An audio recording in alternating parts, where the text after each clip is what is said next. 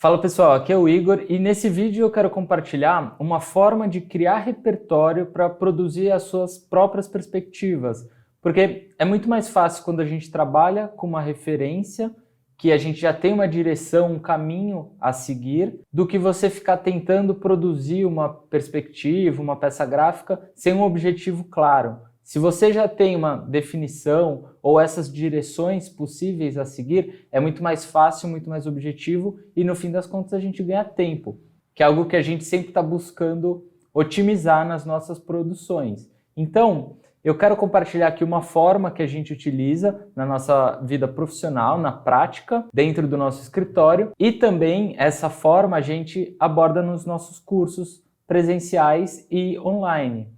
Então, mais para frente eu vou apresentar aqui na tela do computador essa forma de sistematizar essas referências para que isso auxilie no desenvolvimento do trabalho. A gente tem esse acervo que a gente disponibiliza para os nossos alunos dos nossos cursos, para que isso facilite e sirva como uma base para que vocês comecem a desenvolver o próprio acervo com as próprias referências. Mas é um pontapé inicial que ajuda a desenvolver um trabalho que tem uma identidade mais próxima da que você quer seguir, para que você consiga ir construindo isso conforme você vai desenvolvendo seus trabalhos. No campo da perspectiva, a gente tem duas formas que a gente sistematiza nesse acervo que você pode utilizar para produzir essa peça gráfica. Então você pode trabalhar com uma perspectiva mais realista, onde você vai ter uma aproximação maior da materialidade, da luz, da sombra, de todos os comportamentos dos componentes que vão aparecer na imagem para o aspecto realista. Então tem que ter essa fidelidade para que esteja nessa classificação. E a outra classificação são das ilustrações, que aí você não tem um compromisso tão grande com a realidade e representar esses materiais, todos esses componentes de uma forma que simule a realidade. Então você tem essas duas grandes classificações e dentro delas você tem subdivisões também. Então, se você quiser entender um pouco mais sobre essas subdivisões, eu vou deixar um link aqui em cima, que é um vídeo que a gente fez para apresentar essas linguagens possíveis de representação das perspectivas. E aí nesse vídeo eu me aprofundo um pouco mais nesse assunto específico e lá você pode ter uma compreensão mais ampla sobre esse tema. Entrando aqui no nosso acervo, a gente tem, por exemplo, aqui desenhos, perspectivas, pranchas. Então a gente sempre tenta sistematizar esses conteúdos que servem como referência para auxiliar nessas produções. Também é uma forma de você ter um panorama mais amplo, conhecer novos trabalhos, novos escritórios, formas de representar. Então é uma combinação de tudo isso. Por isso que a gente sempre comenta a respeito da importância desse material. Então entrando aqui em perspectivas, como eu comentei, a gente tem realista e ilustração. Primeiro eu vou mostrar realista, onde a gente tem, por exemplo, nesse escritório, uma produção que simula a realidade. Então, você não consegue, em alguns casos, diferenciar o que é uma fotografia e um render, por exemplo. Tá vendo que aqui nessa imagem é muito difícil você identificar se de fato isso é uma fotografia ou uma renderização. Isso aqui é uma forma de representar que esse escritório usa e que permeia em diversos trabalhos. Tá vendo?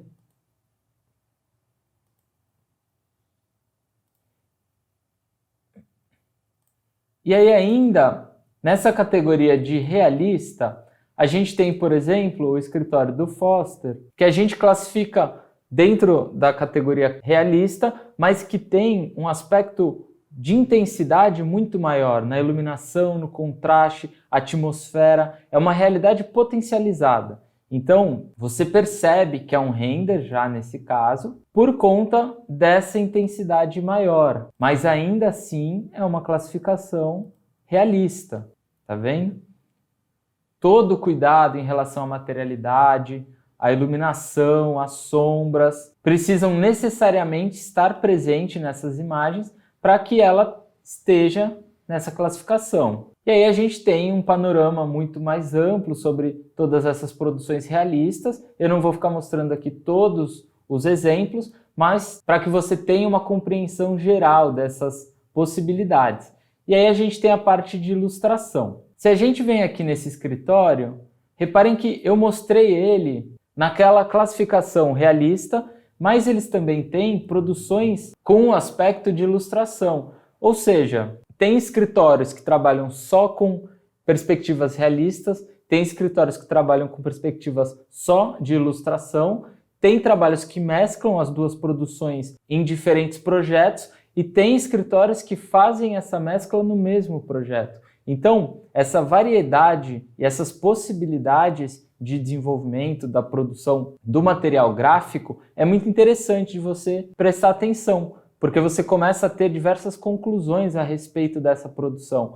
Por exemplo, às vezes uma alternativa para um projeto que foi representado com a linguagem de ilustração foi por conta do cronograma, um tempo mais enxuto para você desenvolver as peças gráficas, ou uma quantidade grande, um volume grande de material para ser produzido. Então, optou-se por essa alternativa que pode ser mais rápida. Então, é legal a gente observar que os escritórios eles vão mudando a estratégia de acordo com as necessidades, a demanda. Às vezes é um projeto que exige um tipo de representação, então é legal a gente ver todas essas possibilidades e isso fica claro aqui, tá vendo? A gente tem aquele escritório que fazia perspectivas que eram confundidas com fotografias, mas que também tem uma produção nesse aspecto ilustrativo. Aqui a gente tem um outro escritório, também tem uma produção bem interessante.